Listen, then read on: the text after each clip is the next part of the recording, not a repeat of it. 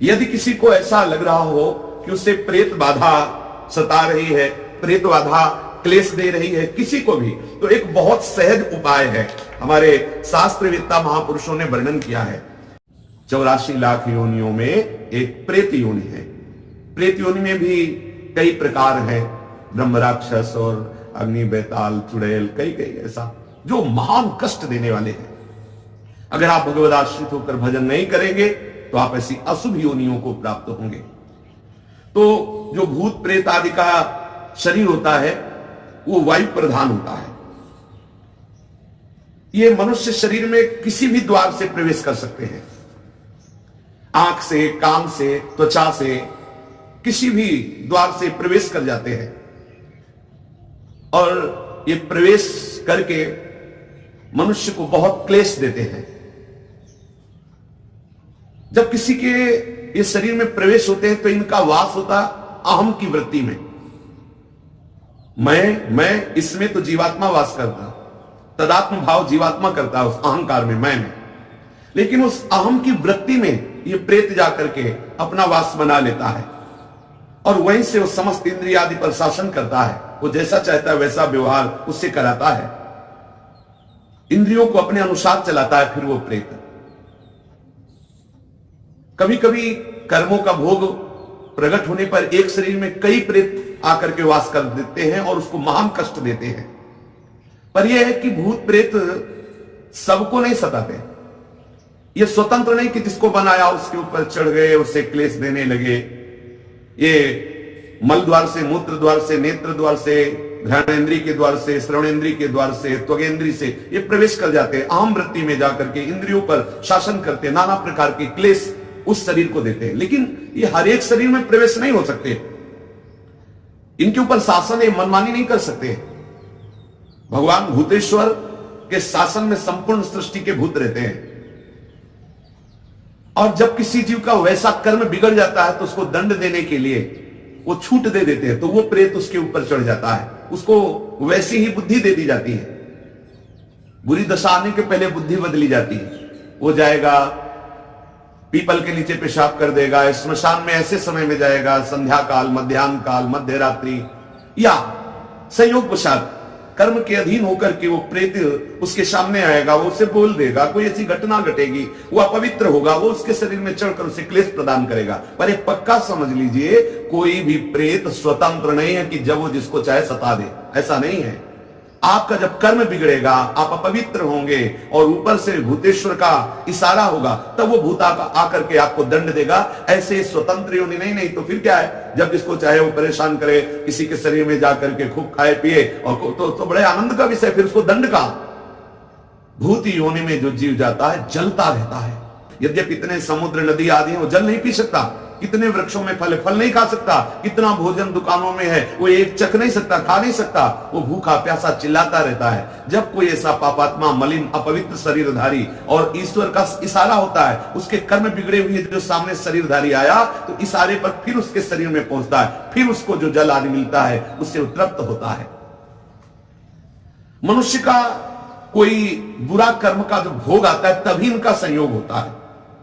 भूत प्रेत उसमें तभी प्रविष्ट हो सकते हैं। ऐसा नहीं है कि मनमानी किसी को भी वो सतावे, किसी को भी वो दंड दे। कर्मों का भोग जब तक बना रहता है तब तक उनके शरीर में रहते हैं। जहां कर्म भोग समाप्त हुआ, कोई ना कोई निमित्त बनेगा, उसको भागना पड़ेगा। ऐसा नहीं कि किसी शरीर में वो बहुत काल तक बराबर रह सके। यदि रह रहा है तो कोई ना कोई कर्म भोग उसका है जो उसको निपटा रहा है।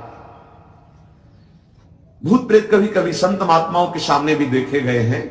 ये भूत प्रेतों का कर्म समाप्त होने का समय आता है, उनकी योनि समाप्त होने का समय आता है, तब वो संतों के समीप जाते हैं। जो भजनानंदी भगवत प्राप्त महात्मा या भगवत प्राप्ति की प्रबल लालसा वाले संत जन है, इनके दर्शन से, इनके संभाषण से, उनके सानिध्य में आने से उसके सारे कर्म जो प्रेत योनि बनाने के हेतु हुए थे वो सब नष्ट हो जाते हैं और वो मुक्त हो जाता है प्रेत योनि से। इसीलिए संतों के सामने जाते हैं।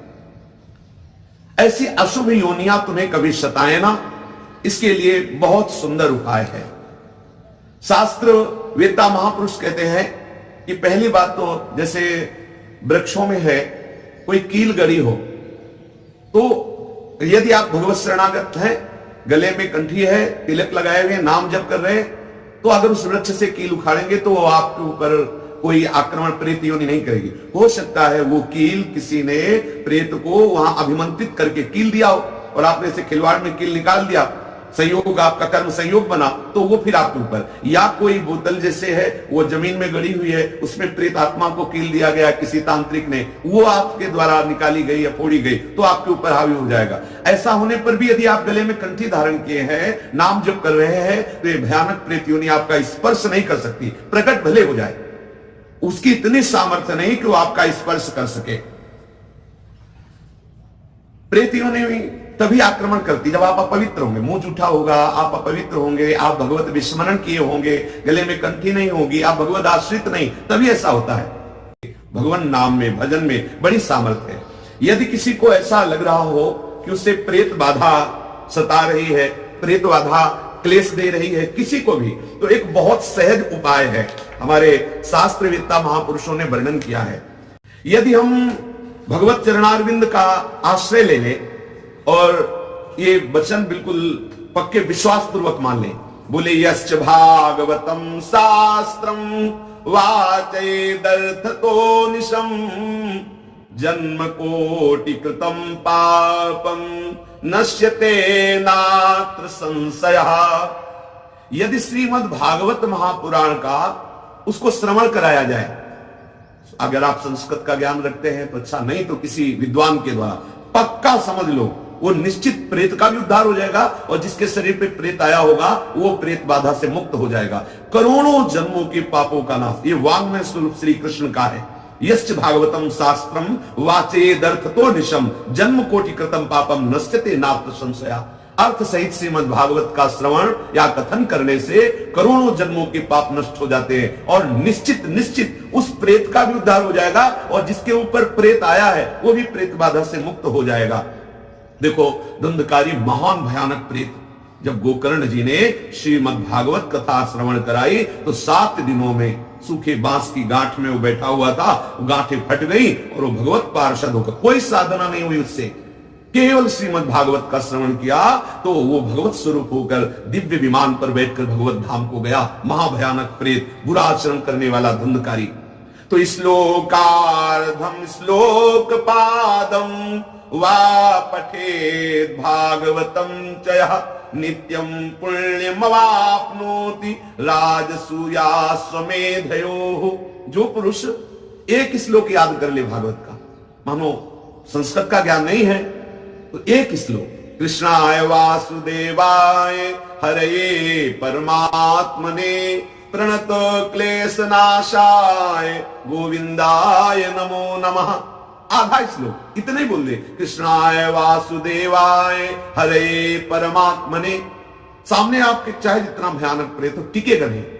श्री कृष्ण का वाङ्मय स्वरूप, महामंत्र स्वरूप श्रीमद् भागवत है। एक श्लोक, आधा श्लोक यदि आप उच्चारण करते हैं तो राजसूय अश्वमेध आदि यज्ञों का फल स्वाभाविक आपको प्राप्त हो जाता है। कोई भय आपके सामने टिक नहीं सकता, कोई बंधन आपको बांध नहीं सकता। आप उच्चारण करके तो देखिए, आप रट करके तो देखिए। बोले उक्तम भागवतम नित्यम कृतम च हरिचिंतनम तुलसी पोषणम चैव धेनु नाम सेवनम समम।